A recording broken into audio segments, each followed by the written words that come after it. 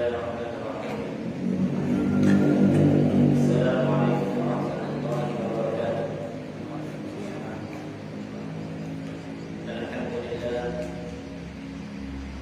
Alhamdulillahirabbil alamin.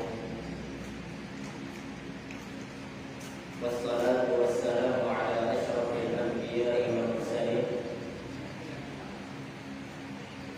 Nabiyyina Muhammadin wa ala alihi wa sahbihi wa man tabi'ahum bi ihsanin ila yaumiddin. Ya ayyuhalladzina amanu taqullaha haqqa tuqatih wa la tamutunna illa wa antum muslimun. Ya ayyuhan nas ittaqu rabbakum alladzi khalaqakum min nafsin wahidah وخلق منها زوجها وبث منهما رجالا كثيرا ونساء واتقوا الله الذي تساءلون به والأرحام إن الله كان عليكم رقيبا. أما بعد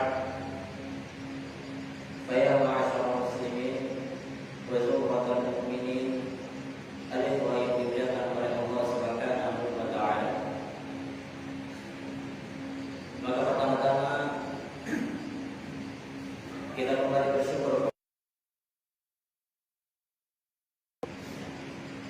atas kesempatan yang Allah Subhanahu wa taala masih berikan kepada kita, terlebih di 10 malam terakhir di bulan Ramadan. Karena betapa banyak dari kaum muslimin, dari orang-orang yang beriman,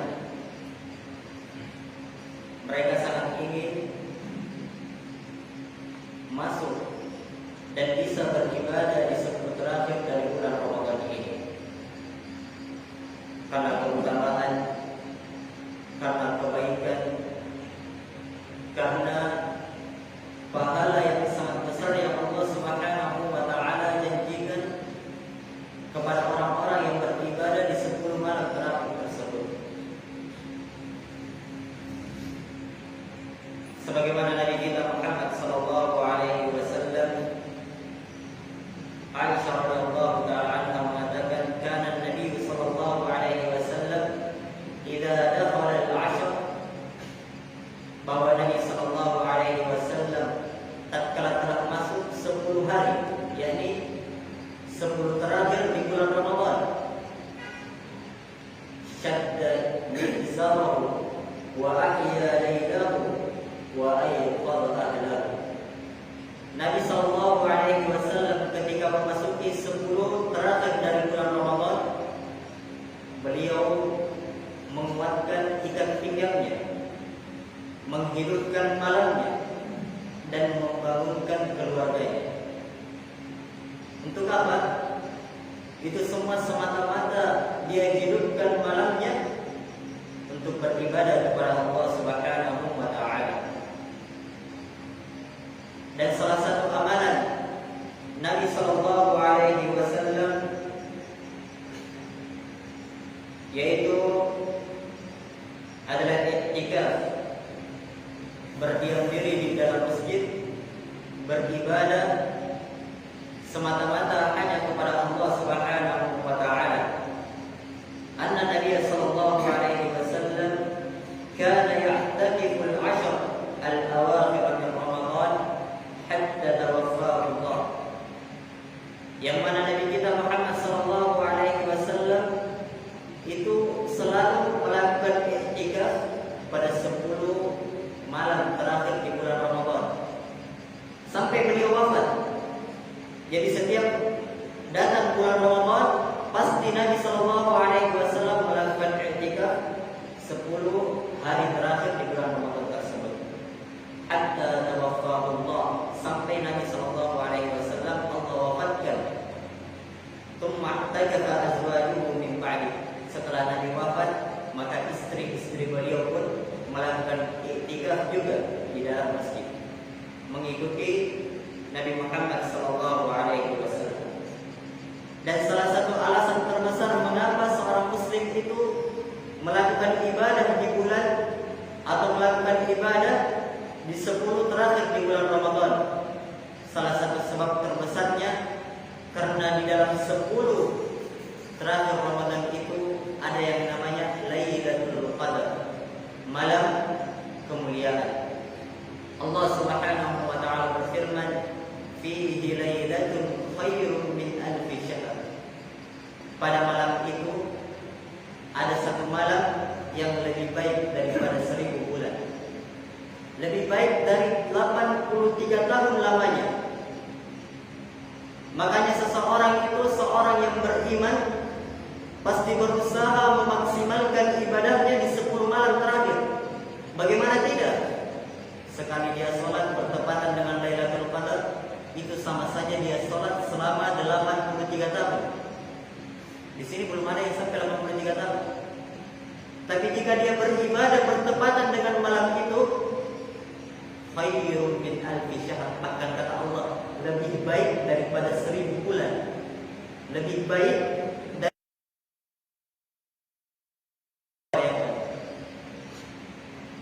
ketika Nabi Shallallahu Alaihi Wasallam kabarkan kepada kita, tidak ada satu huruf pun yang kita baca di dalam Al-Quran kecuali dilipat gandakan pahalanya menjadi 10. Alif Lam Mim, ada 3 huruf, 30 pahala. Bagaimana kalau bacaan Al-Quran ini bertepatan dengan malam Lailatul Qadar? Ada berapa pahala yang bisa dia kumpulkan? Ada berapa banyak pahala yang bisa dia kumpulkan? Itu jika cuma 3 huruf saja dia baca dikali 83 tahun. Bagaimana kalau 1 halaman? Bagaimana kalau 1 juz? Bagaimana kalau dia mampu menamatkan Al-Quran di 10 malam terakhir ini? Begitu besar pahala yang Allah Subhanahu wa taala siapkan bagi orang-orang yang mau memanfaatkan kesempatan yang sangat besar ini. Karena sungguh kesempatan ini adalah kesempatan yang tidak ada jaminan bagi kita mampu melakukannya di Ramadan tahun berikutnya. Di Ramadan tahun berikutnya. Maka adapun Lailatul Qadar, malam kemuliaan itu sudah dipastikan akan terjadi di 10 malam terakhir. Sudah dipastikan. Dan yang paling diharapkan itu dari 10 malam terakhir, kata para ulama, dari tanggal 23 atau malam 23 sampai terakhir. Dan dari 23 sampai terakhir, dan yang paling diharapkan malam yang ke-27. Namun tidak ada kepastian akan hal tersebut.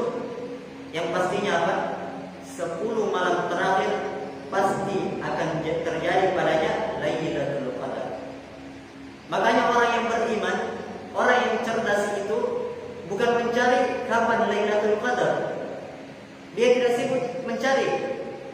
Nanti saya malam sekian baru mau sholat. Nanti saya malam sekian baru mau membaca Al-Quran. Bukan. Akan tetapi orang yang cerdas adalah orang yang memaksimalkan 10 malam terakhir itu, karena dia tahu pasti ada Lailatul Qadar di malam itu. Maka itu yang dimuliakan oleh Allah Subhanahu wa taala. Maka salah satu kegiatan yang kita lakukan untuk memaksimalkan ibadah kita di 10 malam terakhir ini adalah kajian yang insyaallah kita akan membahas satu kitab yang mana menjadi rujukan kaum muslimin, menjadi sumber kesahihan sebuah hadis, yaitu Sahih Al-Bukhari. Sahih Al-Bukhari, dan kita akan membaca di dalamnya satu kitab yang bertema Fadailul Quran, tentang keutamaan Al-Quran. Maka adapun tentang penulis kitab ini, maka itu adalah perkara yang masyhur, yang telah dikenal oleh kaum muslimin seluruhnya, yang mana kitab ini merupakan kitab yang paling sahih setelah Al-Quran, setelah Kalamullah, azza wa jalla. Rahimahullahu ta'ala, Abu Abdullah, nama Imam Bukhari. Al-Imam Bukhari berkunyah Abu Abdullah Muhammad bin Ismail bin Ibrahim bin Mughirah bin Bardizbah Al-Bukhari rahimahullahu ta'ala.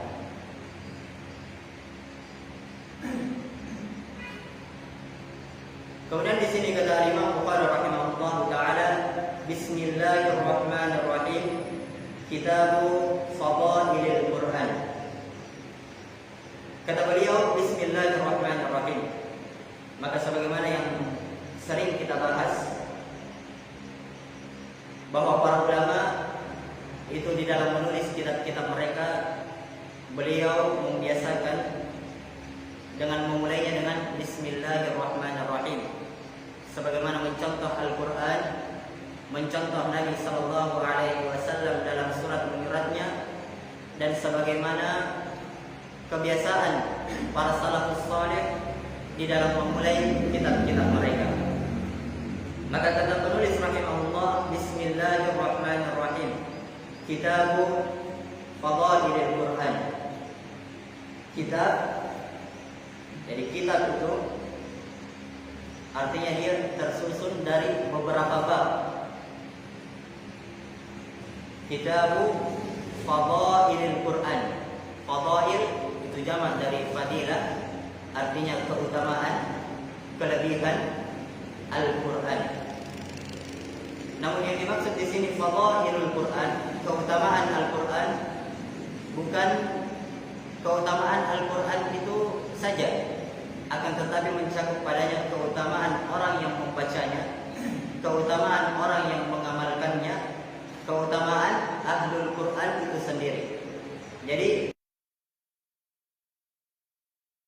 tentang keutamaan Al-Quran dan keutamaan orang yang membacanya, orang yang mengamalkannya, dan keutamaan orang yang mengamalkannya. Kemudian di dalam kitab Fadailil Quran terdapat 37 bab. 37 bab pembahasan dan berisi 99 hadis yang marfu' yang disebutkan oleh Imam Bukhari rahimahullahu taala. Kemudian bab yang pertama kata penulis rahimahullahu taala, bab kaifa nuzulul wahyi wa awwal ma nazal. Bab yang pertama, kaifa nuzulul wahyi wa awwal ma nazal. Bagaimana wahyu itu turun, atau bagaimana turunnya wahyu, dan wahyu apa yang pertama kali turun kepada Nabi Muhammad sallallahu alaihi wasallam. Jadi di sini Al-Imam Bukhari rahimahullahu taala menyebutkan bab bagaimana wahyu itu turun kepada Nabi, dan bab bagaimana atau apa yang pertama kali turun kepada Nabi Muhammad sallallahu alaihi wasallam. Yang dimaksud dari Imam Bukhari rahimahullah itu bukan apa yang lumrah, apa yang telah kita ketahui, bahwa salah satu ayat yang pertama kali turun kepada Nabi Muhammad sallallahu alaihi wasallam apa itu?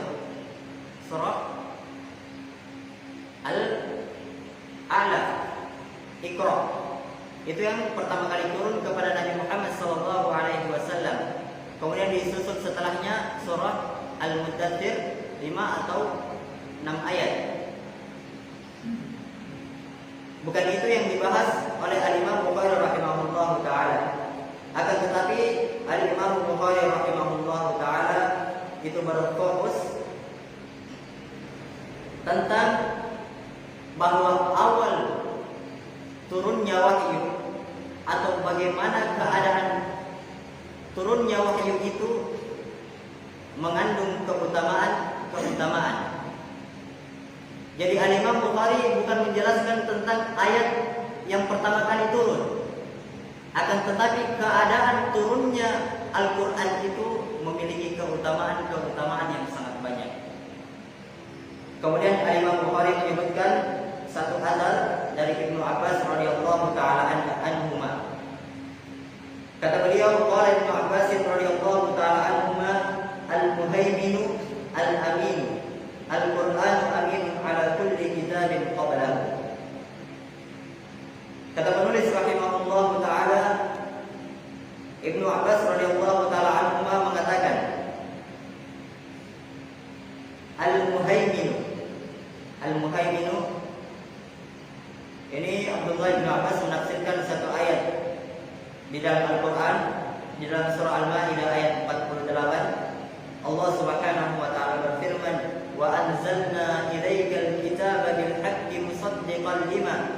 baina yadayhi minal kitabi wa muhaiminan alaih.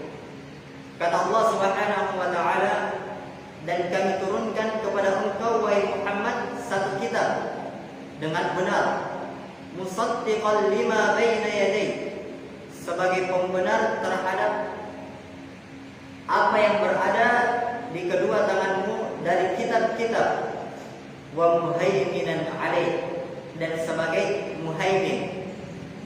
Ini yang disebutkan oleh Imam Bukhari. Al-muhaimin kata Ibnu Abbas, al-amin. Al-muhaimin artinya adalah yang terpercaya. Al-aminu al-Qur'anu aminun ala kulli kitabin qablahu. Artinya Al-Qur'an itu adalah sesuatu yang terpercaya dari seluruh kitab sebelumnya, sebagai pembenar, sebagai sesuatu yang membenarkan dari kitab-kitab sebelumnya. Maka di sini Al-Imam Bukhari rahimahullah taala mau menjelaskan kepada kita akan keutamaan Al-Qur'an, yang mana Al-Qur'an itu sebagai sesuatu al-amin, sebagai sesuatu yang terpercaya dari kitab-kitab yang sebelumnya. Ini merupakan keutamaan Al-Qur'an yang mana Allah Subhanahu wa taala telah sebutkan dia sebagai muhaimin. Ibnu Katsir rahimahullah ada 3 makna. Salah satunya ini al-amin, terpercaya. Kemudian makna yang kedua asy-syahid, sebagai saksi. Makna yang ketiga al-hakim, sebagai hakim. Jadi dari ketiga makna ini kita bisa mengambil kesimpulan akan keutamaan Al-Quran. Keutamaan Al-Quran dibandingkan dari kitab-kitab yang terdahulu, yang mana Al-Quran sebagai saksi akan adanya kitab terdahulu, sebagai hakim untuk menghapus dari amalan-amalan atau hukum-hukum yang ada dari kitab-kitab terdahulu. Yang artinya Al-Imam Bukhari rahimahullah ta'ala menjelaskan kepada kita bahwa Al-Quran itu adalah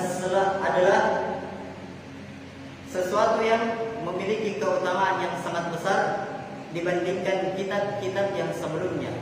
Makanya Al-Quran itu menjadi kitab yang paling mulia dari seluruh kitab-kitab yang ada, dari seluruh kitab-kitab yang ada. Dan ini menjadi ayat, tanda yang sangat besar bagi Nabi Muhammad SAW. Karena subhanallah, para nabi dahulu ketika diutus oleh Allah Subhanahu wa taala, Allah Subhanahu wa taala nanti memberikan kepada mereka kitab setelah Allah utus mereka beberapa saat, beberapa tahun, beberapa saat setelahnya. Akan tetapi Nabi SAW di dalam pengutusannya, awal kali Nabi SAW diangkat oleh Allah menjadi Nabi itu dengan diturunkannya langsung kitab. Berbeda dengan Nabi-Nabi sebelumnya. Allah Subhanahu wa taala berfirman, "Wa laqad atayna Musal kitaba min ba'di ma ahlakna al-quruna al-ula." Dan sungguh kami telah berikan kepada Musa itu kitab setelah kami binasakan generasi yang pertama. Jadi nanti turun kitab Nabi Musa setelah Fir'aun itu telah binasa. Keutamaan Nabi Muhammad SAW dibandingkan nabi-nabi sebelumnya. Nabi-nabi sebelumnya Allah berikan kitab setelah beberapa saat.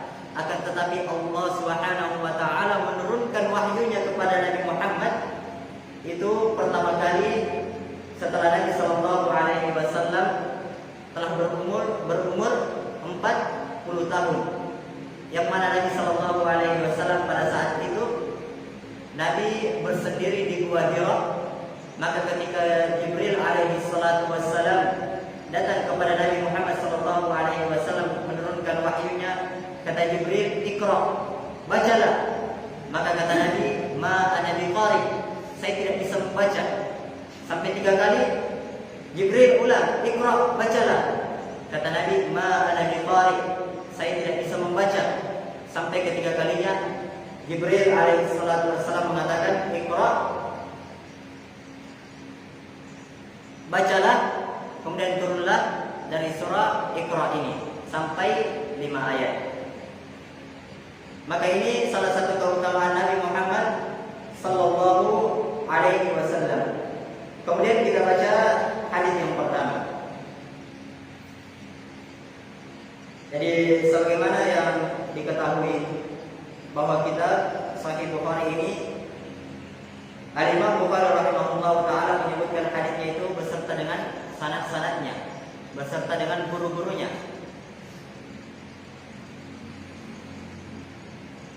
Beserta dengan guru-gurunya. Mungkin juga kita akan sebutkan kalau ada beberapa kisah yang kita ketahui tentang ulama dari sanad ini, insyaallah kita akan ceritakan tentang kisah dari ulama tersebut. Qala Imam Bukhari rahimahullah taala, haddatsana Ubaydullah bin Musa an Syaiban an Yahya an Abi Salamah qala akhbaratni Aisyah wa Ibnu Abbas radhiyallahu taala anhu annahuma qala labitha an-nabiy sallallahu alaihi wasallam bi Makkah 10 sinina yunzalu alaihi al-Qur'an wa bil Madinati 10 sinin.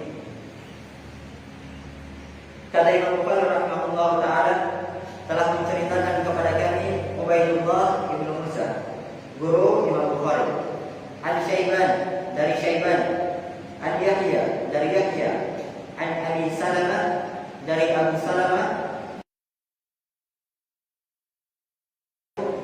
wa Ibnu Abbas radhiyallahu taala anhu. Jadi Imam Bukhari meriwayatkan hadisnya itu langsung atau sampai kepada Nabi Muhammad sallallahu alaihi wasallam. Dari Abu Salamah, beliau mengatakan telah mengkhabarkan kepadaku Aisyah dan Ibnu Abbas radhiyallahu taala anhu. Semoga Allah Subhanahu wa taala meridhai mereka. Jadi Aisyah, istri Nabi sallallahu alaihi wasallam, yang paling atau wanita yang paling banyak meriwayatkan hadis dari Nabi sallallahu alaihi wasallam, dan Ibnu Abbas, Abdullah Ibnu Abbas juga salah satu dari 7 sahabat Nabi sallallahu alaihi wasallam yang paling banyak meriwayatkan hadis. Sebagaimana yang pernah kita sebutkan tentang 7 orang atau 7 sahabat Nabi sallallahu alaihi wasallam yang paling banyak meriwayatkan hadis, sebagaimana yang dikumpulkan dalam 2 bait syair oleh Al-Imam As-Suyuti rahimahullahu taala. Al-mukthiruna fi riwayatil athar Abu Hurairah yali Ibnu Umar wa Anas wal Hibr wal Khudri wa Jabir wa zaujatun Nabi.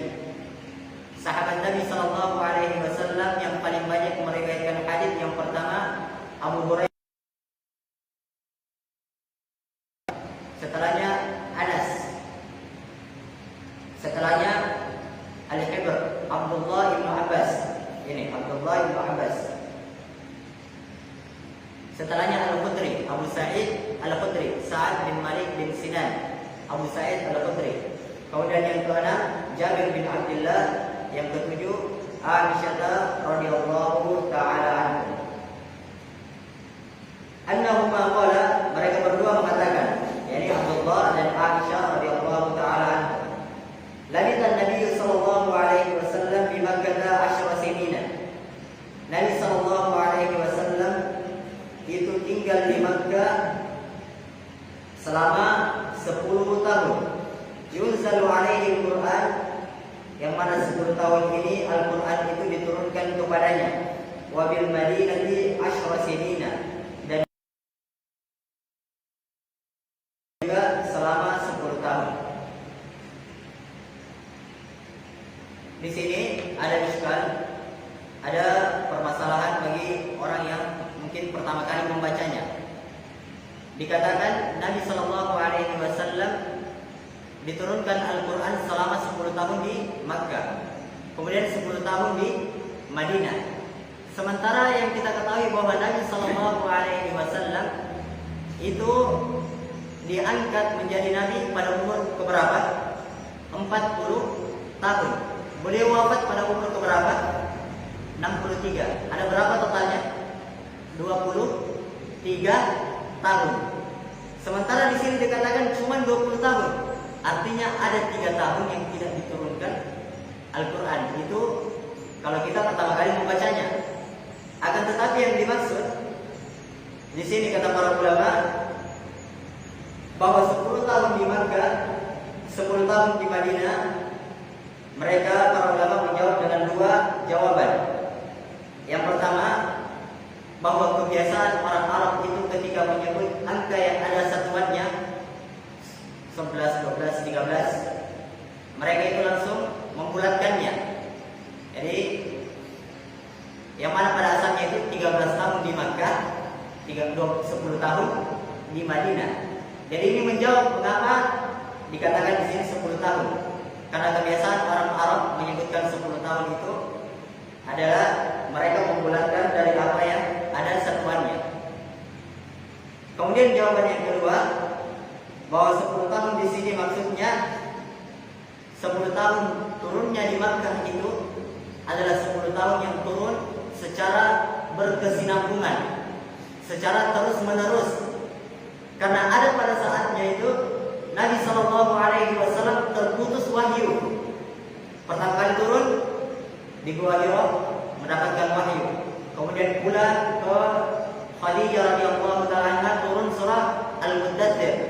Kemudian setelah itu putus beberapa bulan lamanya atau beberapa tahun lamanya.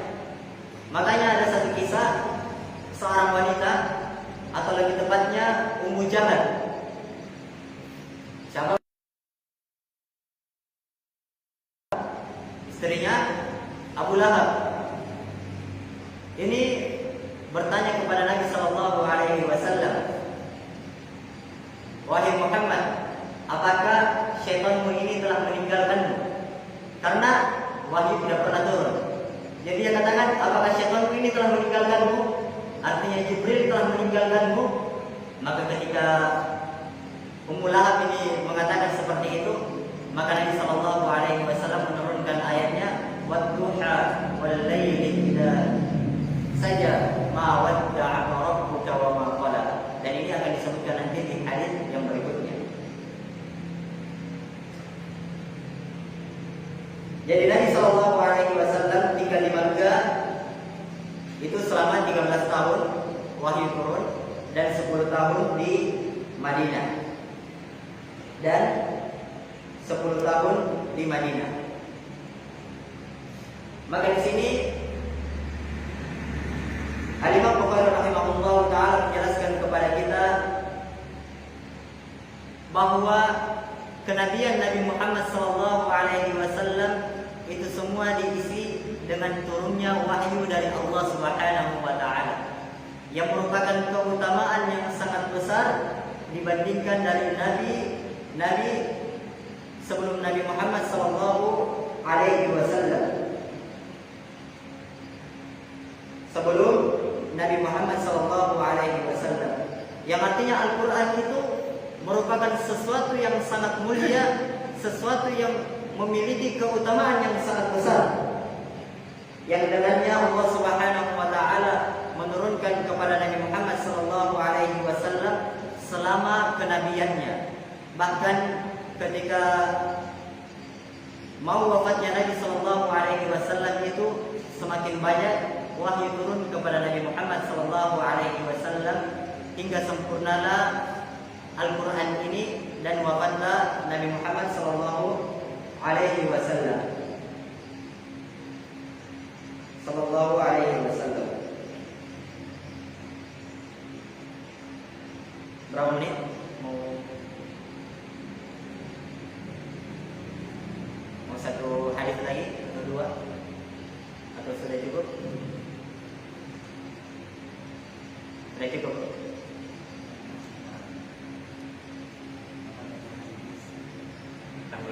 Tambah satu hadis.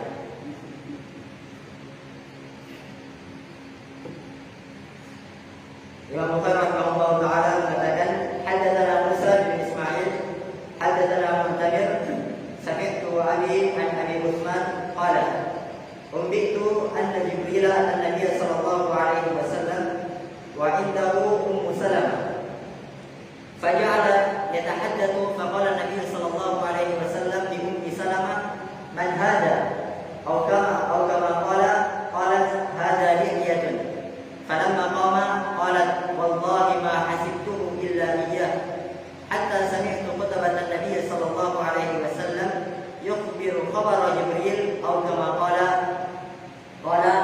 Abi qultu li Abi Uthman mimman sami'ta hadha qala min Usamah ibn Zaid radhiyallahu ta'ala anhu.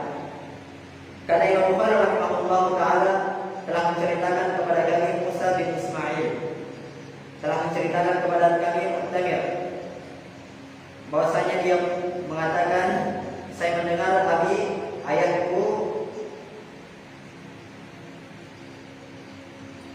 yakni Sulaiman, saya mendengarkan ayahku dari Abu Uthman. Abu Uthman an-Nahdi qala, beliau mengatakan, umbitu anna Jibril sallallahu alaihi wasallam. Saya diberitakan bahwa Jibril itu datang menemui Nabi sallallahu alaihi wasallam. Jadi ini Abi Uthman mengatakan dia diberitakan bahwa Jibril menemui Nabi. Sedangkan Abu Uthman ini adalah seorang tabi'in, atau lebih tepatnya beliau adalah seorang sahabiyun mukhadram, sahabat mukhadram. Artinya dia seseorang yang hidup di zaman Nabi tapi tidak pernah bertemu dengan Nabi. Jadi dia tidak mendapatkan keutamaan sahabat karena dia tidak pernah bertemu dengan Nabi sallallahu alaihi wasallam. Jadi dia adalah seorang tabi'in. Kata beliau rahimahullah taala, umbitu, saya dikabarkan bahwa Jibril datang kepada Nabi sallallahu alaihi wasallam wa indahu Ummu Salamah, dalam keadaan beliau sallallahu alaihi wasallam bersama Ummu Salamah di dalam rumahnya. Faja'ala yatahaddatsu faqala Nabi sallallahu alaihi wasallam, maka Nabi sallallahu alaihi wasallam pun bercerita kepada Ummu Salamah, atau berkata kepada Ummu Salamah, man hadha. Jadi ada Jibril datang kepada Nabi. Kemudian Nabi bertanya kepada Ummu Salamah, siapa ini? Atau kama qala. Kemudian Ummu Salamah mengatakan, hadza Lihya, ini Lihya. Yani salah seorang sahabat Nabi. Lihya al-Kalbi. Falamma qama, maka tatkala itu Nabi sallallahu alaihi wasallam pun berdiri. Qalat, Ummu Salamah pun mengatakan, wallahi ma hasibtuhu, demi Allah saya tidak menyangka sebelumnya kecuali apa yang saya sangkakan, yaitu Lihya al-Kalbi. Sampai saya mendengar khutbah Nabi sallallahu alaihi wasallam mengkabarkan bahwa yang saya lihat itu adalah Jibril alaihi salatu wassalam. Jadi dalam hadis ini Al-Imam Bukhari rahimahullah taala itu menjelaskan kepada kita bahwa turunnya wahyu kepada Nabi sallallahu alaihi wasallam itu beraneka ragam. Beraneka ragam bagaimana cara turunnya kepada Nabi sallallahu alaihi wasallam. Cara yang pertama di dalam hadis ini yaitu dengan cara Jibril alaihi salatu wassalam itu turun dan menyerupai manusia. Di sini itu bisa berubah wujud dengan izin Allah, menyerupai manusia. Dan Jibril alaihi salatu wassalam beliau berwujud seperti Lihya al-Kalbi, salah seorang sahabat yang terkenal dengan ketampangannya di zaman Nabi sallallahu alaihi wasallam. Lihya al-Kalbi, salah seorang sahabat yang paling tampan di zaman Nabi sallallahu alaihi wasallam. Namanya Lihya al-Kalbi. Makanya Jibril alaihi salatu wasallam itu turun kepada Nabi menyerupai Ihya al-Kalbi. Itu salah satu caranya. Kemudian cara yang kedua, wahyu itu turun kepada Nabi sallallahu alaihi wasallam datang seperti gemerincing lonceng. Seperti ada gemerincing lonceng yang masuk ke telinga Nabi sallallahu alaihi wasallam. Sampai-sampai kata Nabi, wa huwa ashadduhu alaih. Yang mana keadaan itu adalah keadaan yang paling berat bagiku. Jadi ketika ada terdengar seperti gemerincing lonceng kata Nabi sallallahu alaihi wasallam, itu keadaan yang sangat terberat baginya ketika turun wahyu. Dan ketika selesai, setelah itu Nabi sallallahu alaihi wasallam pun memahami apa yang disampaikan Jibril alaihi salatu wasallam kepada Nabi kita Muhammad sallallahu alaihi wasallam. Kemudian cara yang ketiga wahyu itu turun adalah wahyu itu datang langsung ke hati Nabi sallallahu alaihi wasallam. Datang ke hati Nabi sallallahu alaihi wasallam. Sebagaimana di dalam satu riwayat dalam Musnad Ibnu Abi Syaibah, "Inna ruhal qudus nafadha fi rahi annahu la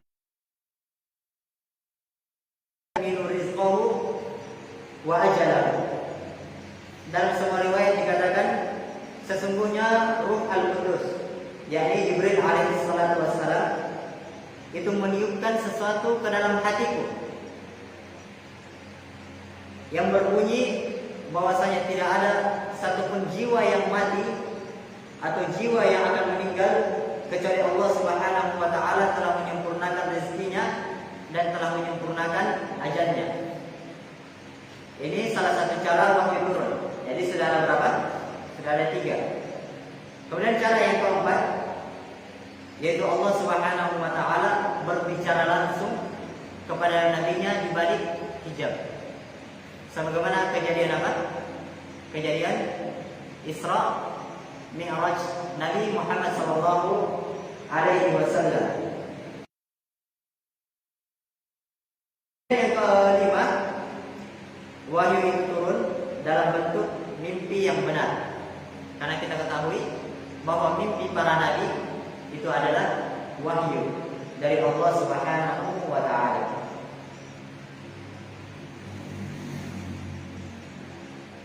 Kemudian di dalam hadis ini juga kita bisa mengambil faedah bahwa Nabi sallallahu alaihi wasallam ketika ada sesuatu hal yang penting, beliau langsung mengumumkannya di atas mimbar. Seperti kejadian ini. Ketika Jibril alaihi salatu wasallam datang, maka Nabi sallallahu alaihi wasallam langsung naik ke atas mimbar dan memberitakannya jika ada satu hal yang penting. Bukan dalam rangka khutbah Jumat, akan tetapi memberitakan sesuatu yang penting. Kemudian di dalam hadis ini pula terdapat faedah bahwa bolehnya seorang wanita itu mensifatkan orang lain. Sebagaimana Ummu Salamah ketika ditanya, siapa ini wahai Ummu Salamah? Maka kata Ummu Salamah, itu dia. Artinya Ummu Salamah ini dia tahu di sifat dia itu bagaimana. Bolehnya wanita mensifatkan, akan tetapi tidak berlebihan. Itu hadis kedua dari bab kaifa nuzulul wahyi wa awwalu ma nazal. Jadi hadis yang kedua ini menjelaskan kepada kita tentang bagaimana turunnya wahyu itu kepada Nabi kita Muhammad sallallahu alaihi wasallam. Di dalam bab ini tersisa 3 hadis lagi. Insyaallah kita akan lanjutkan pada kesempatan pada pertemuan yang berikutnya.